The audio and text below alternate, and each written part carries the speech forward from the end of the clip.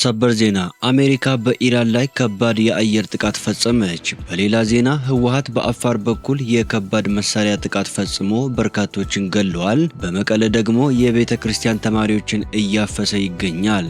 በሳውዲ አረቢያ 12 ኢትዮጵያውያን ላይ የሞት ፍርድ ተፈጸመ። በሌላ ዜና ኢትዮጵያ ጥይት አምርታ ወደ ውጭ ሀገር መላክ መጀመሯም እንዲሁ ተገልጿል። ሁሉንም ሰበር ዜናዎች በዝርዝር ትሰማላችሁ። ሰላም ጤና ይስጥልኝ ውድ ተመልካቾቻችን፣ የሰዓቱን የተመራረጡ ሰበር ዜናዎችን ይዤ ቀርብ ያለው አብራችሁን ቆዩ። በቀጣይ ፈጣንና እውነተኛ ሰበር መረጃዎችን በፍጥነት ለመከታተል ቻናሉን ሰብስክራይብ በማድረግ የደወል ምልክቷን በመጫን አሁኑኑ ቤተሰብ ይሁኑ። ይህንን ቪዲዮ ደግሞ ላይክ በማድረግ ቤተሰብነታችሁን አጠናክሩ። አሁን ዜናዎቹን በዝርዝር ወደ እናንተ አደርሳለሁ። እስከ ቪዲዮ መጨረሻ አብራችሁን ቆዩ።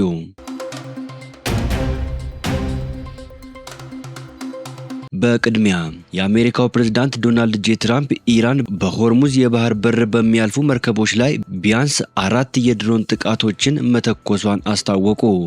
በትሩዝ ሶሻል ገጻቸው ላይ ባሰፈሩት መረጃ መሰረት አንደኛው ድሮን በአንድ የካርጎ መርከብ ላይ ጉዳት ቢያደርስም መርከቧ ጉዞዋን መቀጠሏን፣ የአሜሪካ ወታደሮች ግን 3 ድሮኖችን መተው መጣላቸውን ገልጸው ይህ ድርጊት በሁለቱ ሀገራት መካከል የተደረሰውን የተኩስ አቁም ስምምነት የጣሰ የሞኝነት ድርጊት በማለት አውግዘዋል። በጭነት መርከቡ ላይ ከተሰነዘረ ጥቃት በኋላ አሜሪካ በኢራን ላይ የአየር ጥቃት ፈጽማለች። ፕሬዝዳንት ዶናልድ ጄ ትራምፕ ኢራን በሆርሙዝ ወሽመጥ ውስጥ በአንድ የጭነት መርከብ ላይ ጥቃት በመሰንዘር የተኩስ አቁም ስምምነቱን በእብሪት ጥሳለች ሲሉ ከከሰሱ በኋላ የአሜሪካ ጦር በኢራን ወታደራዊ ኢላማዎች ላይ ጥቃት ሰንዝረዋል። ባለፈው ሐሙስ መርከቧ በአንድ ወገን ተወርዋሪ ድሮን በተመታችበት ወቅት ምንም አይነት የሰው ህይወት አልጠፋም። ይሁን እንጂ ይህ ክስተት በአካባቢው ተጣብቀው የነበሩ በሺዎች የሚቆጠሩ መርከቦችን አስቀድሞ ወደ ታቀደ የመልቀቅ ተግባር እንዳያመሩ ምክንያት ሆነዋል። ለዚህ ምላሽ ለመስጠት የአሜሪካ ማዕከላዊ እዝ በአርብ ዕለት መግለጫ እንደተናገረው የኢራንን የሚሳኤልና የድሮን ማከማቻ ቦታዎችን እንዲሁም በባህር ዳርቻ ላይ የሚገኙ የራዳር ጣቢያዎችን ደብድበዋል። የኢራን እስላማዊ አብዮታዊ ጥበቃ ጦር በበኩሉ ለጥቃቱ አሜሪካንንና እስራኤልን ተጠያቂ አድርገዋል። ጥቃቶቹ መፈጸማቸው ይፋ ከመደረጉ ጥቂት ሰዓታት በፊት ዶናልድ ትራምፕ አሜሪካ ለኢራን ጥቃት የአጸፋ ምላሽ ትሰጥ ይሆን ተብለው ሲጠየቁ ወደፊት ታዩታላችሁ የሚል ምላሽ ሰጥተው ነበር። የአሜሪካ ማዕከላዊ እዝ ይህንን እርምጃ ለተሰነዘረው የድሮን ጥቃት የተሰጠ ጠንካራ ምላሽ ሲል ገልጾታል። እዙ ባወጣው መግለጫ የኢራን ኃይሎች በንግድ መርከቦች ላይ የፈጸሙት ያልተገባ ትንኮሳ የተኩስ አቁም ስምምነቱን በግልጽ የጣሰ ነው ብለዋል። በተጨማሪም የኢራን አደገኛ ባህሪ በዚህ ወሳኝ ዓለም አቀፍ የንግድ መስመር በኩል የሚደረግ የንግድ ልውውጥ እየጨመረ ባለበት ወቅት የባህር ላይ መንቀሳቀስ ነጻነትን አደጋ ላይ ጥለዋል ሲል አክለዋል። ማዕከላዊ እዙ አያይዞም የአሜሪካ ጦር በወሽመጡ ለሚያልፉ የንግድ መርከቦች የደህንነት ቅንጅትና ድጋፍ ማድረጉን ይቀጥላል ብለዋል። የአሜሪካ ጥቃቶች በዚያው የሚያበቁ ነጠላ እርምጃዎች ይሁኑ ወይም ደግሞ ቀጣይነት ያለው ሰፊ የአጸፋ እርምጃ አካል ይሁን ግልጽ አልሆነም። የኢራን አብዮታዊ ጥበቃ ጦር ቆይቶ አርብ ዕለት ባወጣው መግለጫ ውል አፍራሹ የአሜሪካ አገዛዝ እንደተለመደው የገባውን ቃል በማጠፍ አንድ መርከብ በሆርሙዝ ወሽመጥ ውስጥ ባልተፈቀደ መስመር ተጉዛለች የሚሉ የተለያዩ ሰበቦችን በመደርደር በእስላማዊቷ የኢራን ሪፐብሊክ የባህር ዳርቻ ላይ የአየር ጥቃት ፈጽመዋል ብለዋል። በመቀጠልም ይህ ትንኮሳ ከተደገመ ምላሻችን ከዚህ የባሰ ይሆናል ሲል አስጠንቅቀዋል። አብዮታዊ ጥበቃ ጦሩ የጽዮናዊውን አገዛዝ በማለት የጠራትን እስራኤልን በሊባኖስ ያለውን የተኩስ አቁም ስምምነት ጥሳለች ሲልም ከሰዋል። ይህ ክስተት የተሰማው እስራኤልና ሊባኖስ በዋሽንግተን የሰላም እቅድ ማዕቀፍ ስምምነት በተፈራረሙበት በዚያው አርብ ዕለት ነው። ምንም እንኳን የተኩስ አቁም ስምምነት ቢኖርም በደቡብ ሊባኖስ በእስራኤል ኃይሎችና በኢራን በሚደገፈው ሄዝቦላ መካከል ውስን የሆኑ ውጊያዎች በቅርቡም ቀጥለው ነበር። የተሰነዘረውን የአሜሪካን ጥቃት ማክሸፉን የኢራን አብዮታዊ ዘብ አስታውቀዋል።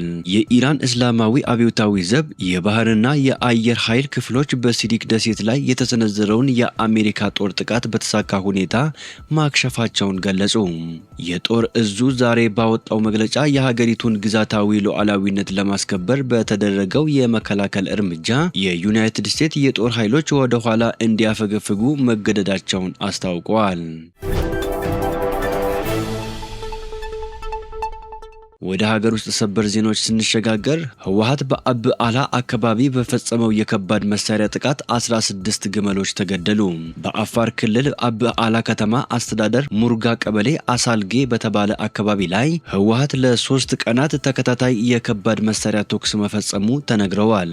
እንደ አካባቢው ነዋሪዎች መረጃ ጥቃቱ በምሽት 11 ሰዓት አካባቢ የተፈጸመ ሲሆን በዚህም 16 ግመሎች መገደላቸውንና 4 ግመሎች እስካሁን ድረስ አለመገኘታቸውን ገልጸዋል። ነዋሪዎቹ እንደሚሉት ጥቃቱ ሰዎችና እንስሳት በሚኖሩበት አካባቢ ላይ የተሰነዘረ ሲሆን በአካባቢው ስጋትና ውጥረት ፈጥረዋል። በሌላ ዜና በመቀለ ከተማ በቅዱስ ገብርኤል ካቴድራል ቤተክርስቲያን የሚማሩ የፈለገ ሕይወት ተማሪዎች ሰኔ 18 የወራዊ የቅዱስ ገብርኤል በዓል ዋዜማ በህወሓት ታጣቂዎች ተይዘው መወሰዳቸው ታውቋል። ከተወሰዱት መካከል የቅኔ የቅዳሴና የዜማና የአቋቋም ትምህርት የሚማሩ በርካታ ተማሪዎች ይገኙበታል። በዚህ ጉዳይ የጉባኤው መምህራን ሰኔ 19 ወደሚመለከተው ጣቢያ ሄደው ሲጠይቁ እንመልሳችኋለን፣ ወደ ወረዳ ሄዳችሁ ጠይቁ የሚል ግልጽ ያልሆነ ምላሽ እንደተሰጣቸው ተገልጸዋል። ወደ ወረዳም በሄዱ ጊዜ ወደ ዞን እንዲሄዱ ተነግረዋቸዋል። የበለጠ የሚያሳዝነው እነዚህ በካቴድራሉ ይማሩ የነበሩ ተማሪዎች ከመቀለ ወጥተው ወደ ሩቅ የስልጠና ማዕከላት በፍጥነት መወሰዳቸው ነው። በቅዱስ ገብርኤል ቤተክርስቲያን ቅጥር ግቢ ውስጥ የተፈጸመው ይህ አፈሳ በመላው የካህናት ማህበር በምዕመናን ዘንድ ከፍተኛ ሐዘን ፈጥረዋል። ከነዚህ ተማሪዎች በመቀጠል በሰንበት ትምህርት ቤት ተማሪዎች ላይም ሊደርስ የሚችል አሳሳቢ ሁኔታ መሆኑን በመግለጽ ህዝቡ ድምጹን ያሰማ በማለት ጥሪ አቅርበዋል። በሌላ ዜና በሳውዲ አረቢያ በ12 ኢትዮጵያውያን ላይ የሞት ፍርድ ተፈጸመ። ሌሎች 13 ዜጎችም በሞት ስጋት ላይ ይገኛሉ። በሳውዲ አረቢያ በያዝነው የፈረንጆቹ ዓመት 2026 የመጀመሪያዎቹ ወራት ብቻ 12 ኢትዮጵያውያን ላይ የሞት ፍርድ መፈጸሙ ተገለጸ። እንደ መብት ተሟጋች ድርጅት ገለጻ በደቡብ ምዕራብ ሳውዲ አረቢያ በሚገኘው ካሚስ ሙሻይት ማቆያ ማዕከላት ውስጥ በአንድ ክፍል ብቻ የታሰሩ 63 ኢትዮጵያውያን ከእጽ ጋር በተያያዘ ወንጀሎች ብቻ በማንኛውም ሰዓት የሞት ፍርድ ሊፈጸምባቸው እንደሚችል በከፍተኛ ስጋት ገልጸዋል። ሳውዲ አረቢያ በዘንድሮው ዓመት ብቻ የሞት ፍርድ የፈጸመችባቸው ሰዎች ቁጥር 100 መድረሳቸው የተረጋገጠ ሲሆን በሳውዲ ባለስልጣናት የሞት ፍርድ ከተፈጸመባቸው 100 ሰዎች መካከል 12ቱ ኢትዮጵያውያን ሲሆኑ ቀሪዎቹ 48 ሳውዲያውያን፣ 7 ፓኪስታውያን፣ 6 ሱዳናውያን፣ 4 የመናውያንና 4 ሶሪያውያን መሆናቸውን የፈረንሳይ የዜና አገልግሎት ከመንግስት መግለጫዎች በመነሳት ዘግበዋል። አምኒስቲ ኢንተርናሽናል ባወጣው መግለጫ በሳውዲ አረቢያ የሞት ቅጣት አፈጻጸም በከፍተኛ ሁኔታ መጨመሩን አስፈሪ ምዕራፍ ሲል የገለጸው ሲሆን በተለይም የውጭ ሀገር ዜጎች ያልተገባ የፍርድ ሂደት ሰለባ እየሆኑ መሆናቸውን አጋልጧል። በሌላ ዜና ኢትዮጵያ ጥይት ወደ ውጭ መላክ መጀመሯ ተገለጸ። ኢትዮጵያ በሀገር ውስጥ ያመረተችውን ጥይት ለጎረቤት ሀገራት በመላክ የውጭ ምንዛሬ ማስገኘት መጀመሯን የመከላከያ ሰራዊት አስታወቀ። የመከላከያ ኢንጂነሪንግ ኢንዱስትሪዎች የጦር መሳሪያ ጥይቶችን በሀገር ውስጥ ማምረታቸው የውጭ ጥገኝነትና ወጪን ያስቀረ ሲሆን አሁን ላይ ምርቱን ለኤክስፖርት ማብቃት ተችሏል። ይህ ለኢትዮጵያ ኢኮኖሚና ለኢንዱስትሪ እድገት ትልቅ ምዕራፍ ነው። የሀገር ውስጥ ፍላጎቷን ከማሟላት ባለፈ ምርቶቿን ለውጭ ገበያ ማቅረብ መጀመሯ የማምረት አቅሟ እያደገ መምጣቱን ያሳያል። በተጨማሪም ሀገሪቱ የድሮንና የአርቲፊሻል ኢንተለጀንስ ቴክኖሎጂዎችን በማልማት የጸጥታ መዋቅሯን እያዘመነች መሆኑ ተገልጿል። በቀጣዮቹ ዓመታት የመከላከያ ኢንዱስትሪ አቅሙ እየጨመረ ሲሄድ ከቀላል ጥይቶች ባሻገር የተለያዩ የመከላከያ ምርቶችንና ሌሎች የጦር መሳሪያ አካላትን ለውጭ ገበያ የማቅረብ አቅም እንደሚያዳብር ተስፋ ይደረጋል።